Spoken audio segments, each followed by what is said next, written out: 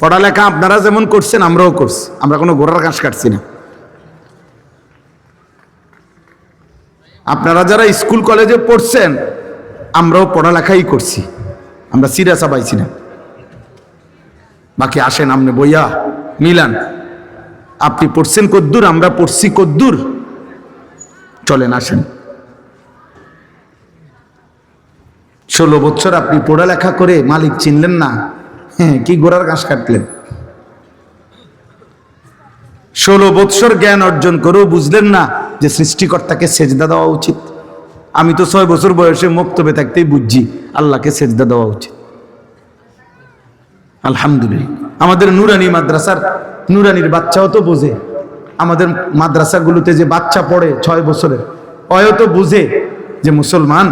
আমি পিচ্ছি বাচ্চাটাও বুঝে 5 ওয়াক্ত নামাজ পড়তে হয়। আর 18 বছরের এই দামরা, 24 বছরের এই দামরা, ওই পড়লো কি, ওই শিখলো কি, ওর বাপ আরে কি শিখাইলো, ওর প্রতিষ্ঠানে ওই কি শিখলো, ওই 18 বছর বয়সও বুঝে নাই যে সেজদা দিতে হয়। আলহামদুলিল্লাহ, আমাদের যে 6 বছরের বাচ্চা 5 ওয়াক্ত নামাজ পড়ে এবং প্রতিদিন পড়ে, জামাতের সাথে পড়ে। আমাদের 12 বছরের বাচ্চা হাফেজে কোরআন, আল্লাহর কোরআন পুরাটা কলিজার মধ্যে ধারণ করে। কার লগে কি তুলনা দিবেন? জেনারেল শিক্ষিত কোন লোক কোরআন সুন্নাহ যারা পড়ে তাদের সমমর্যাদার ধারে কাছেও তো আসার সুযোগ নেই, কোন সুযোগে না। যদি বলেন টাকা বেশি রোজগার করে, না, জেনারেল শিক্ষিত লোক টাকা বেশি রোজগার করে না। টাকা আল্লাহ নির্দিষ্ট ব্যক্তিকে, আল্লাহর বন্টন, কাউকে আল্লাহ সম্পদ বেশি দেয়, কাউকে আল্লাহ সম্পদ কম দেয়। এটা জেনারেল ও জেনারেল লইয়া কথা না। এটা হুজুরদের টাকা কম আর জেনারেল শিক্ষিতদের টাকা বেশি, আপনি এই মোটা দাগে ভাগ করে লেলে হইতো না। বুঝেন না এমনি কথাটা? এইভাবে ভাগ করে লেলে হবে না। তাইলে এই দেশে, সারা বাংলাদেশে যারা ভিক্ষা করে এরা হুজুর, তো এরা ভিক্ষা করে কেন? কথা বলেন না কেন? এই দেশে জেনারেল শিক্ষিত হাজারো লোক, লক্ষ লোকের চাইতে এমন অগণিত লাখ লাখ আলেম আছে যাদের আয় অনেক বেশি, অনেক বেশি। তাহলে এই ব্যবধান কেন? তাহলে আপনি এটা মোটা তাকে ভাগ করলে তো হইতো না। আপনি কোন যুক্তিতে ভাগ করবেন? বাংলাদেশে এখনো অশিক্ষিত বেকার তার চাইতে শিক্ষিত বেকার বেশি, একদম এটা হিসাব করা কথা। সার্টিফিকেটধারী বেকার বেশি, সার্টিফিকেটধারী চাকরি খুঁজতে খুঁজতে শেষ পর্যন্ত মেয়াদ থাকে না, বয়স থাকে না, এবারে আবার কয় যে আন্দোলন করে আরো 2 বছর বাড়াও, 3 বছর বাড়াও। অথচ উপার্জনই মাকসাদ যদি হয় তাইলে অসংখ্য অশিক্ষিত মানুষ বিপুল পরিমাণ সম্পদ দুনিয়া উপার্জন করছে। এই জন্য ভাই, বন্ধু, ছেলেরা, বাবা, বোঝাপড়া করা উচিত। কেউ কাউকে বোকা ভাবার সুযোগ নাই। আপনারাও আম করে না, আমরাও আমনে করে না। কারণ আলহামদুলিল্লাহ স্কুলও পড়েন আর মাদ্রাসায় পড়ি, ভাত খাইয়েই বড় হয়েছি আমরা, সিরা খাইয়া না। আপনি যে দূর পৃথিবী চিনেন এদূর আমরাও চিনি। আপনারা যে এটারে টাইলস বলেন, আমরা মাদ্রাসার হুজুর ওইটারে টাইলসে কই, মাড়ি কই না। তাহলে দুনিয়া এটা বোঝাপড়া করা উচিত। শিক্ষার যদি আলাদা কোনো মূল্য থাকে, জ্ঞানের যদি আলাদা কোনো মূল্য থাকে, যে জ্ঞান শুধু খাওয়ার জন্য নয়, জ্ঞান শুধু ভোগ করার জন্য নয়, জ্ঞান শুধু উপার্জনের জন্য নয়, অন্য কিছু, তো সেই অন্য কিছুটা কি? সেই অন্য কিছুটা কি? যে জ্ঞান তোমাকে খোদার 365 দিনে একদিনও ফজরের নামাজ জাগাইলো না, চিনাইলো না, ভোরের আলো তোমারে কোনোদিন দেখলো না, তুমি কি জ্ঞান অর্জন করো? বলো না ভাই। আপনি বা কি শিখাইলেন? ছেলেটাই বা কি শিখল, মেয়েটাই বা কি শিখল? এই জন্য আলহামদুলিল্লাহ হিসাব মিলাবেন। জেনারেল পড়ালেখা আমরাও পড়ছি, আপনারাও পড়েন, আমরাও পড়ছি আলহামদুলিল্লাহ। আমি কুমিল্লা ভিক্টোরিয়া কলেজ থেকে মাস্টার্স পাস করছি, বিজ্ঞান বিভাগ থেকে এসএসসি পাস করছি, সায়েন্স থেকে দাখিল। কাজেই বুঝাপড়া আছে আমার, বুঝা শুনেই কইতেছি, বুঝাপড়া নিয়েই কইলাম। আপনি কোনো মাদ্রাসাকে এতিমখানা ভাববেন না। মাদ্রাসা এতিমখানা না, মাদ্রাসা এতিম বাচ্চা পড়ে। মাদ্রাসা এতিমের আশ্রয়স্থল, এটা এতিমখানা না। মাদ্রাসা মুসাফির খানা না, মাদ্রাসা কায়নাতের সর্বশ্রেষ্ঠ শিক্ষা যেটা কোরআন এবং সুন্নাহ, ওইটা পড়ার ঘর। যেই কোন যুক্তিতে, পৃথিবীর যেই কোন যুক্তিতে আজ পর্যন্ত কোন বিবেকবান কোরআন সুন্নাহর সামনে, পৃথিবীর কোন বেঈমান, কোন কাফের, কোন মুশরিক, কোন ইহুদি, কোন খ্রিস্টান, কোন নাস্তিক, কোন মুরতাদ, কেউ আল্লাহর কোরআনের বিপরীতে পৃথিবীর কোন শিক্ষাকে, পড়াকে এক সেকেন্ডের জন্য উপরে উঠাইতে পারে নাই।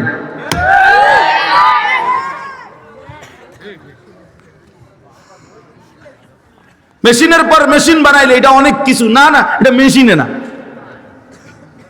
আপনি এটা রেখে আশ্চর্য কিছু মনে করে লেছেন, এটা মেশিনে না।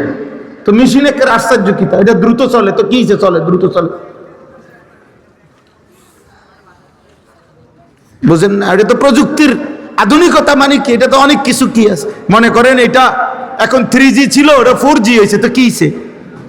4G এখন 5G হয়েছে, মানে আর একটু গতি বাড়ছে। আর তো এতে কি হয়েছে? এটা আশ্চর্য হয়ে গেল অনেক কিছু আল্লাহর কোরআনের সামনে, রাসূলুল্লাহ সাল্লাল্লাহু আলাইহি সাল্লামের হাদিসের সামনে। বুঝেন নাই কথাটা? চিকিৎসার আধুনিক সংস্করণ আসছে, মনে করেন মেশিনের আধুনিক সংস্করণ আসছে, এখন আরো খুব দ্রুত রোগ নির্ণয় হয়। তো কি এতে? এটা রোগ না নির্ণয়, পেট ব্যথা, মাথা ব্যথা ঠিক করে, এটা আরে এতো এটা নির্ণয় করে। এটা কোরআনের সামনে বড় হয়ে গেল কেমনে? বলেন বলেন।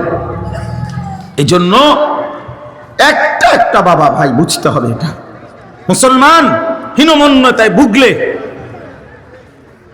এটা বড় কাপুরুষতা, দুর্ভাগ্য। বেঈমান অব্যাহত প্রচারণা দিয়ে 190 বছরের লাগাতার ব্রিটিশ এই ইংরেজ লাল বেনিয়ারা বণিকের ছদ্মাবরণে, ব্যবসার ছদ্মাবরণে এসে যখন আমাদের এই উপমহাদেশে রাষ্ট্র ক্ষমতা দখল করেছে, ইস্ট ইন্ডিয়া কোম্পানির ছদ্মনামে 190 বছর আমাদের উপরে যখন জুলুম করেছে, এই জালেমরা 190 বছরে আমাদেরকে একটা দৃশ্যমান, আমাদের মুসলমানের মধ্যে একটা দৃশ্যমান দেওয়াল উঠাই দিয়ে গেছে। সেটা হলো আমরা একদল হয়ে গেলাম হুজুর, আরেক দল হয়ে গেলাম জেনারেল শিক্ষিত। আমরা মেনে নিছি যে মুসলমানের মধ্যে 2 গ্রুপ হইতে পারে। এক গ্রুপের কোরআন শরীফ শুদ্ধ হবে, আরেক গ্রুপের অশুদ্ধ হইলেও চলবে। এক গ্রুপ আল্লাহর কোরআন পড়তে পারবে, আরেক গ্রুপ না হইলেও চলবে। এক গ্রুপ আল্লাহ বিল্লাহ করবে, ওযু নামাজ সূরা কেরাত হালাল হারাম পাক নাফাক এগুলা ঠিক রাখবে। আরেক গ্রুপ জেনারেল শিক্ষার সুবাদে এগুলো ঠিক না রাখলেও চলবে। এই যে দেওয়াল, এই যে বিভেদ, আল্লাহর কসম রাসূলুল্লাহ সাল্লাল্লাহু আলাইহি সাল্লাম 1450 বছর আগে ইসলাম এই বিভেদ করে নাই। ইসলামের সবক তো ছিল মুসলিম যে পরিচয় দেয়, শতভাগ 100 জন আল্লাহর কোরআন পড়তে পারবে, রাসূলের হাদিস পড়তে পারবে, কোরআন সুন্নাহ মতে জীবন চালাবে, এটা প্রত্যেকের জন্যই আবশ্যক ছিল। এটাই ছিল নিয়ম। কিন্তু বেঈমান মাঝখান দিয়ে আয়া আমাদের 2 ভাগ করে দিয়েছে। বেটা আজ আপনারা বলেন আমরা হুজুর, আর আমরা বলি আমনে করে জেনারেল শিক্ষিত, মানে আমরা 2 ভাগ হয়ে গেলাম। অথচ এই 2 ভাগ হওয়ার কথা ছিল না। মুসলমান সে তার আল্লাহর কোরআনও পড়বে, সে দুনিয়ার প্রয়োজনও শিখবে। নবীজি সাল্লাল্লাহু আলাইহি ওয়াসাল্লাম মক্কা বিজয়ের পরে তায়েফের যুদ্ধ করার আগে যুদ্ধের ময়দানে সাহাবাদের দুইজন সাহাবীকে তিনি দূরবর্তী অঞ্চলে পাঠাইছেন, যে তখন যুদ্ধের একটি আধুনিক ওই সময়কার যে এখন যেটাকে দূর পাল্লার ক্ষেপণাস্ত্র বলে, ওই সময় ওইটা শিখবার জন্য যে পাথর মেশিনের মাধ্যমে একটু দূরে ছুঁড়ে মারা যায়, এইটা শিখাইবার জন্য নবী সাল্লাল্লাহু আলাইহি সাল্লাম দুইজন সাহাবীকে পাঠাইছেন যে তোমরা দুইজন গিয়া ওইটা শিখে আসো। তাহলে এই যে দুইজন সাহাবী এই দূর পাল্লার এই ক্ষেপণাস্ত্র শিখতে গেছে, ওনারা কোরআন শরীফ শুদ্ধ পড়তে পারতেন না। কথা বলেন না কেন? ওনারা 5 ওয়াক্ত নামাজ পড়তেন না। তাইলে রাসূলুল্লাহ সাল্লাল্লাহু আলাইহি সাল্লাম বলেন উতলুবুর রিজকা মিন খাজায়াল আরদ, জমিনের তলদেশ থেকে, জমিনের নিচে তোমাদের রিজিক আছে, তোমরা সেটা তালাশ করো, খুঁজো, বের করো। তাহলে এই যে খনিজ সম্পদ আহরণ, এটার জন্য নবী আদেশ করছেন। তাহলে নবীজি আদেশ করছেন যাদেরকে যে মাটির তলদেশ থেকে তোমরা রিজিক অন্বেষণ করো, এই কথার অর্থ হইল তোমরা যারা খনিজ সম্পদ আহরণ করবে তোমাদের নামাজ পড়তে হবে না, তোমাদের কোরআন শরীফ অশুদ্ধ হইলেও চলবে। তা তাইলে আপনারা এটা ভাবলেন কেমনে যে আপনি স্কুলে পড়লে কোরআন শরীফ অশুদ্ধ হইলে চলবে? আপনারা এটা মেনে নিলেন কেন? যুবক ভাই, তোমরা এটা মেনে নিলা কেন? তোমার বিবেককে তুমি প্রশ্ন করো। স্কুলে পড়া তো অপরাধ কেউ বলে নাই। বাংলা, অঙ্ক, ইংরেজি, পদার্থ, জীববিজ্ঞান অপরাধ তো কেউ বলে নাই, পাপ তো বলে নাই কেউ, গুনাহ বলে নাই। কিন্তু মালিক ভুললা কেন? 2 রাকাত নামাজ সুন্দরভাবে পড়তে পারো না কেন? ওযুর ফরজ, গোসলের ফরজ সুন্নাত মোতাবেক করতে পারো না কেন? আত্তাহিয়াতু, দুরূদ শরীফ, দোয়ায়ে মাসুরা, দোয়ায়ে কুনুত হুজুরদের মতো শুদ্ধ পড়তে পারবে না কেন? বাবার মৃত্যুতে, মায়ের মৃত্যুতে, আপনজনের মৃত্যুতে জানাজার দোয়া আল্লাহুম্মা গফির লি হাইয়িনা ওয়া মাইয়িতিনা, এই দোয়া পড়তে পারবেন না কেন? এই দোয়ার যেই ফজিলত, আল্লাহর কসম সারা পৃথিবীর 1 কোটি মৌলবী, কাবা শরীফের ইমাম, মসজিদে নববীর ইমাম, সবাই যদি দাঁড়াইয়া আলগা মুনাজাত করে, এরকম 1 কোটি হুজুরে মুনাজাত করা, তার চাইতে আমার রাসূলের জবান দিয়া মৃত ব্যক্তির জন্য যে দোয়াটা উচ্চারিত হয়েছে, এটার দাম কোটি কোটি গুণ বেশি উঠে বেটা। কারণ এটা নবীজি পড়ছেন, আল্লাহুম্মা গফির লি হাইয়িনা ওয়া মাইয়িতিনা ওয়া শাহিদিনা ওয়া গায়িবিনা, এটার দাম বেশি,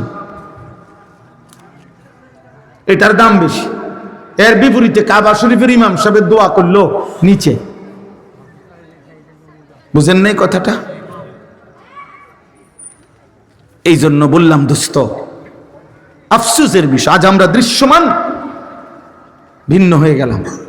আজ তোমরা স্কুলের অগণিত ছেলে একটাবারও ভাবতেও শেখো না যে মুসলমান হিসাবে তোমার চুল রাসূলুল্লাহ সাল্লাল্লাহু আলাইহি ওয়াসাল্লামের মতো হওয়া উচিত না। তোমরাও মেনে নিছো, অভিভাবকরাও মেনে নিছে যে সে যেহেতু জেনারেলে পড়ে, অতএব তার চুল, চেহারা, তার লিবাস, পোশাকের মধ্যে ইসলাম অনুসরণ করার কোনো বাধ্যবাধকতা নাই, যেহেতু ছেলেটা স্কুলে পড়ে। আমরা এটা মেনে নিলাম কেন? আমরা এটা মেনে নিলাম কেন? মা বাবা মেনে নিছে, এই জন্য ওনারা প্রত্যেক দিন দেখে যে ছেলেটার চুল মুশরিকের মতো, বেঈমানের মতো। কোন ইহুদি খেলোয়াড়, কোন খ্রিস্টান খেলোয়াড়, কোন মুরতাদ, কোন ব্যভিচারী, প্রত্যেকটি এই বেটা ছেলে বেটা, প্রত্যেকটা খেলোয়াড় যেগুলো আন্তর্জাতিক নামের খেলোয়াড়, এই ইউরোপীয় বলেন আর যেখানকারে বলেন, যারা আমাদের তোমাদের যুবকদের কাছে অনুসরণীয় খেলোয়াড় মনে করো, যারা প্রত্যেকটা যতবার ক্যামেরার সামনে আসে, যতবার কোনো পুরস্কার হোক যেটাই হোক নিতে আসে, তুমি তাকাইলে দেখবা তার সাথে আরেকটা নারী, একটা মহিলা, একটা মেয়ে মহিলা আছে, ওইটাকে সে পরিচয় দিবে এটা তার গার্লফ্রেন্ড। তো জিনা যাদের কাছে বিবাহ বহির্ভূত এরকম মেলামেশা যাদের কাছে বৈধ, তারা এই পৃথিবীতে কোন জানোয়ারের আদর্শ হইতে পারে না বেটা। মানুষ তো দূরে থাক বেটা, কোন চতুষ্পদ জন্তুর মডেলও হইতে পারে না এটা।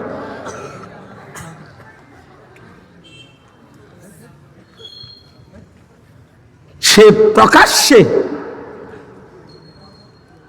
মহিলাকে নিয়ে সে ছবি তুলতেছে, ক্যামেরায় পোজ দিতেছে, এটা তার গার্লফ্রেন্ড।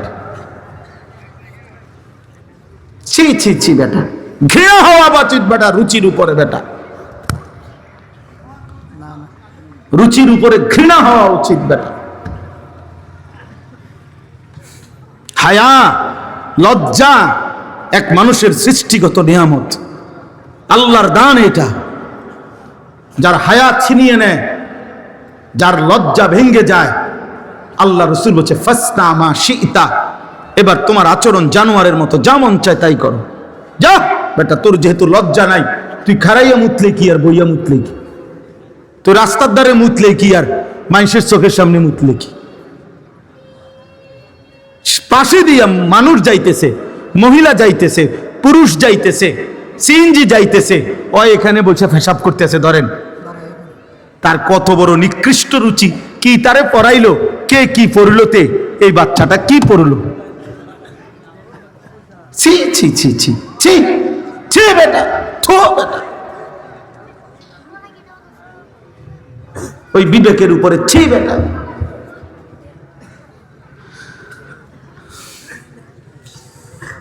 আফসুস বেটা, আফসুস। এই জন্য আমরা এটা মনে করাইলাম, আমি একজন বাবা অভিভাবক মনে করাইলাম, আরেকবার বুঝাপড়া করেন। আপনারা কারো যদি বুঝার দরকার হয় বা আমগোর লগে তর্ক করতেও মন চায়, আপনি কইয়েন আমি আমু। কোন দিন তর্ক করবেন সেদিন আমু, ইনশাআল্লাহ ইনশাআল্লাহ। ইউরোপের পড়ার উপরে ভরসা করিলে শুধু মুসলমান হয়ে ওইটা, এই সন্তানকে মনে রাখবেন ইকোনমিক্যাল অ্যানিমেল বানাবে, মানুষ বানাবে না। ইউরোপের স্লোগান হলো, পুঁজিবাদের স্লোগান হলো, বস্তুবাদের স্লোগান হলো ভোগ, উপভোগ, জীবন ভোগ করো।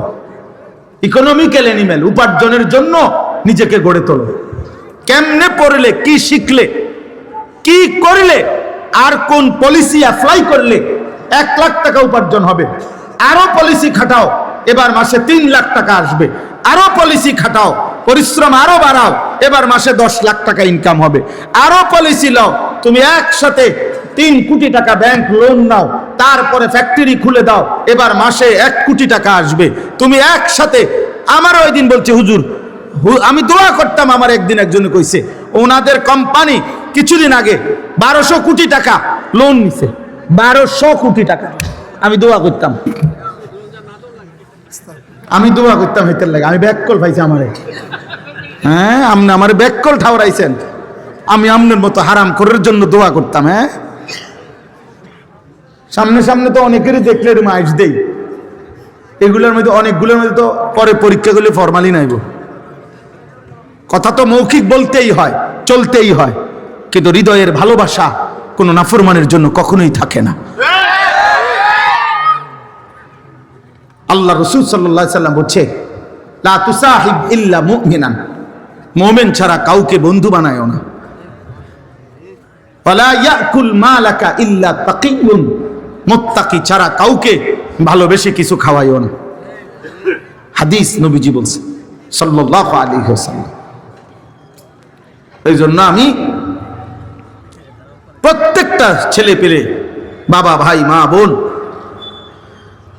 আপনাদের কাছে এটা বুঝাইতে চাই, আমরা এটা ফিরে আসেন, আপনারা পড়েন, আপনারা ভাগ করে যে যেখানে পারেন পড়েন, কোনো সমস্যা নেই। কিন্তু আপনারা আরেকবার হিসাব দিলাম, আমরা মানুষ হব না কেন, আমরা আল্লাহ চিনব না কেন, আমরা রসুল চিনব না কেন? এক বিন্দু কোনো যুক্তি তো থাকতে হবে। কোরআন শরীফ না মানার পিছনে একজন মুসলিম পরিচয়ধারী অথচ আল্লাহর কোরআন মানে না, কারণটা কি? তার একটা বাস্তব যুক্তিসঙ্গত কোনো কারণ তো দর্শাইতে হবে। আপনি এটা কোন, আপনি এটা কারণ বলেন। আপনি যে মুসলমান, রাসূলুল্লাহ সাল্লাল্লাহু আলাইহি সাল্লামের সুন্নাত ত্যাগ করলেন কেন? এটার একটা বাহ্যিক কারণ বলেন। দাড়ি কাটার উপরে একজন ভদ্রলোক একটি কারণ দর্শান। একটা লোক, একটা চ্যালেঞ্জ করলাম যে এর কোনো ন্যূনতম রাসূলুল্লাহ সাল্লাল্লাহু আলাইহি সাল্লাম শতবার দাড়ি লম্বা করতে বলছে, দাড়ি লম্বা করতে বলছে, দাড়ি লম্বা করতে বলছে। এখন আপনি যে কাটলেন, আমি আপনার লগে তর্ক করছি না, আপনার লজ্জাও দিচ্ছি না, কিন্তু আপনার কাছে কোনো এটার উপরে দলিল ভিত্তিক যুক্তিসঙ্গত কোনো কারণ আছে কিনা সেটা পেশ করেন। আপনি থাকলে এখন দাঁড়াইয়া বলেন, আমি শুনি যে এর কোনো ন্যূনতম কোনো উপকার পৃথিবীর কোনো চিকিৎসা বিজ্ঞান, কোনো দার্শনিক, কোনো পণ্ডিত, কোনো বুদ্ধিজীবী, কোনো গবেষণাগারে প্রমাণিত হয়েছে? কোথায় সেটা? কোথায় সেটা? কি নাই, কোথাও কারো কাছে নাই, আমি শুনি নাই এ পড়লে। আমি বহুত লোকের জিজ্ঞাসি, বহুত জেনারেল শিক্ষিত, একেবারে উচ্চ শিক্ষিত লোক আলহামদুলিল্লাহ আমাদের সাথে সম্পৃক্ততা আছে, মহব্বত করে। জিজ্ঞাসি, স্যার আপনি বলেন, বাইর করে দেন, আপনি গবেষণা করে বাইর করে দেন, দাড়ি কাটার উপরে সৌন্দর্য, অথবা দাড়ি কাটলে দাড়িওয়ালা মানুষের চাইতে দাড়ি কাটুন না মানুষের এক সুতা একটু বেশি সুন্দর দেখা যায়, এটার উপরে যুক্তিটা কি? এটার উপরে একটা অথেন্টিক কথা বলেন, যে এটা কোন যুক্তিতে বোঝা গেল যে হুজুর এই আলোকে প্রমাণিত হয়েছে যে দাড়িওয়ালার চাইতে দাড়িবিহীন মানুষের সৌন্দর্য বেশি ফুটে ওঠে? এটা কি? সেটা যুক্তিটা কি বলেন? কিন্তু দাড়িওয়ালা সুন্দর দাড়িবিহীন মানুষের চাইতে, এ কথার উপরে আমি দলিল দিতে পারবো? আপনারটার উপরে আপনি দেন, আমি দিমু কি লেগে? আপনারটা আপনি বাইর করেন, আমারটা আমি কম। এই পৃথিবীতে 1450 বছরে লক্ষ লক্ষবার প্রমাণিত হয়েছে রাসূলুল্লাহ সাল্লাল্লাহু আলাইহি সাল্লাম, ওনার সাহাবায়ে কেরাম 1 লক্ষের চাইতে বেশি সাহাবী রাতে দিনে সকালে দুপুরে দিবানিশি নবীজিকে দেখছেন হাজার হাজার বার, লক্ষবার।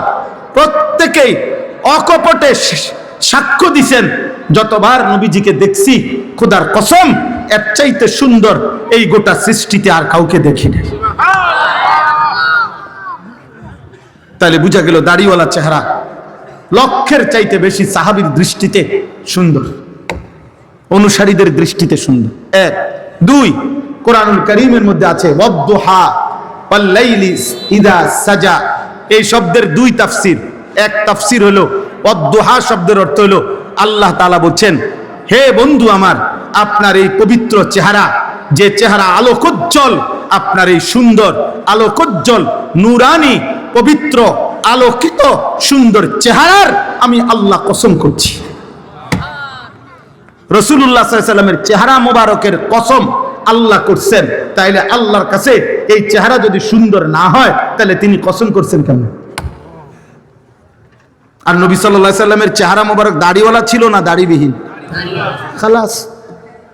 আপনারটা আপনি যুক্ত ওই দেখেন, ওই হাবড়াটা দেখেন, ওনার পিছনে 3 জন মুরব্বী বসা। দেখেন দেখেন ভাই, তোমার পিছনে দেখো, তুমি ঠ্যাঙ্গালগি দিয়ে দাঁড়াও, মোবাইলে কষ্ট হইতেছে তো তোমার ছবি উঠাইতে, পায়ের উপরে ভর দিয়া ছবি উঠাইতে আছে। তুমি একটা বাঁশ আনো, খাড় করাও। না না, লজ্জা না দিলে হবে না। কেন? আমি সুন্দরভাবে নিষেধ করছিলাম না? কথা বলেন না কেন? আমি কি মহব্বতের সাথে বলছিলাম কি না? বলে তাহলে বলে না হুজুর আমি আপনার কথা মানতাম না, তো চলে গেলে ভালো। আমি তো শুরুতেই বলছি আমি ব্যক্তিগতভাবে কোনো প্রার্থী না, আমি আগের থেকে এই তবিয়তের মানুষ। আমি দিল থেকে বলতেছি, বিশ্বাস করেন, আমি বিশ্বাস করি আমার জনসমর্থন দিয়ে আমি করবো কি? আমি তো ভোটে দাঁড়াইছি না,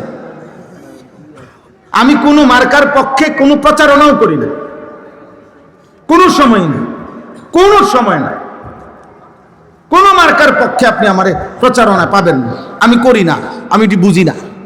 একজনের সব বুঝতে হবে এটা জরুরিও না। তাহলে আমি এত জনসমর্থন তো দরকার নেই আমার। আমি বিশ্বাস করি একজন মানুষকেও আল্লাহর কথা বললে সওয়াব হয়। হয় একজনকে আল্লাহর কথা বললে সওয়াব হয়নি, তো আমার সওয়াব দরকার, আমার নেকি দরকার। আমি সংখ্যা দিয়ে করবো কি? আল্লাহ তাআলা কোরআনুল কারীমের মধ্যে বারবার বলেছেন লাআল্লাহুম ইয়াতাযাক্কারুন ওয়া লাকাদ ওয়াসালনা লাহুমুল কাওলা লাআল্লাহুম ইয়াতাযাক্কারুন। আমি আল্লাহ আমার কথাগুলো বারবার বলেছি। ওয়াসালনা মানে হলো এক কথা বারংবার বলা। আল্লাহ বলেন আমি আমার কথাগুলো বারবার বলেছি।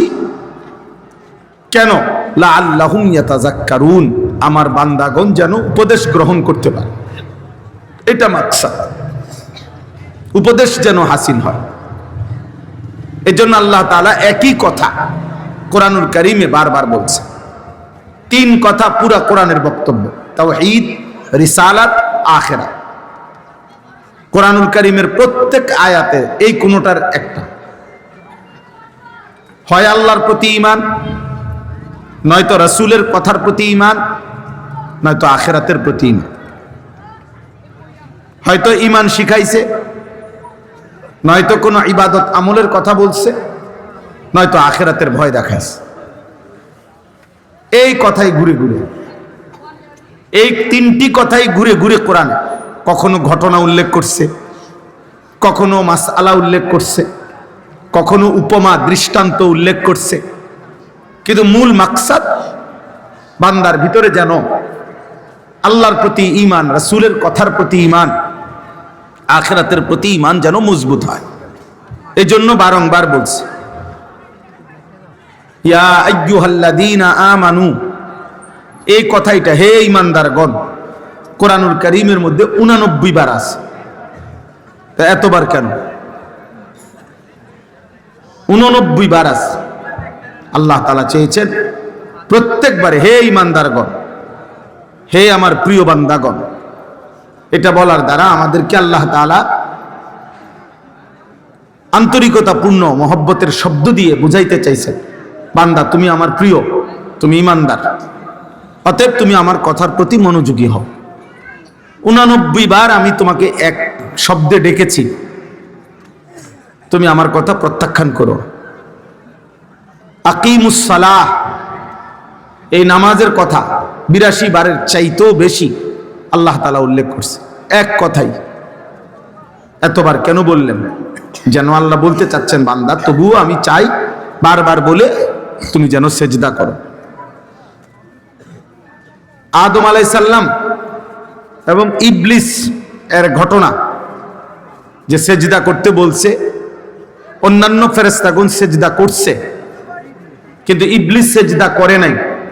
এই সেজদা না দেওয়ার কারণে ইবলিস চিরবিতাড়িত হয়েছে।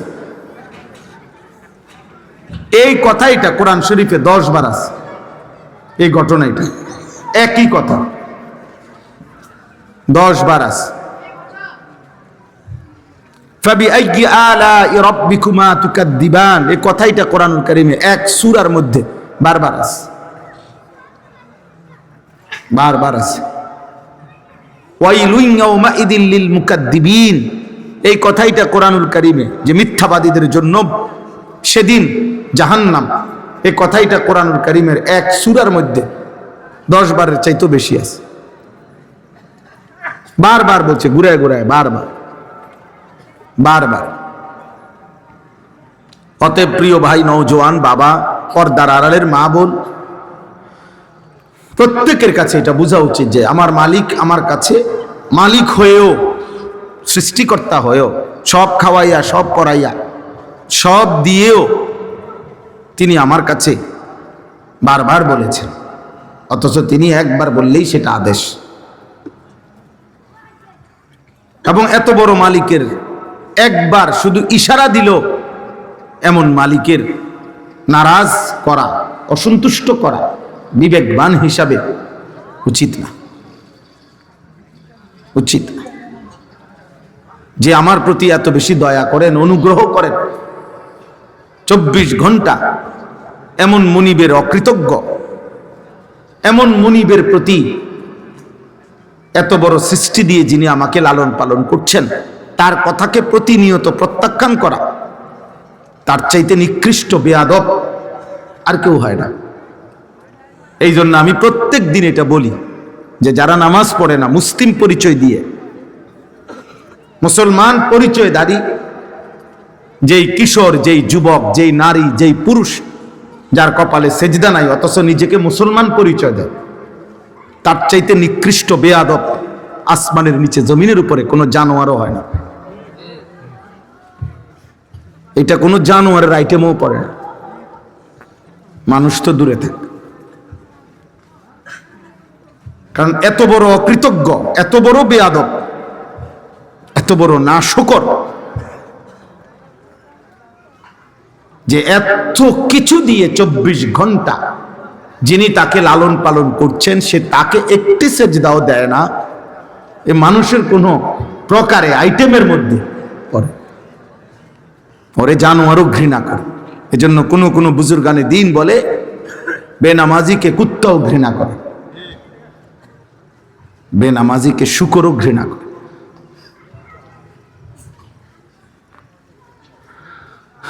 এজন্য বাবা এটা বোঝা উচিত। আত্মপরিচয় মিলাইবেন।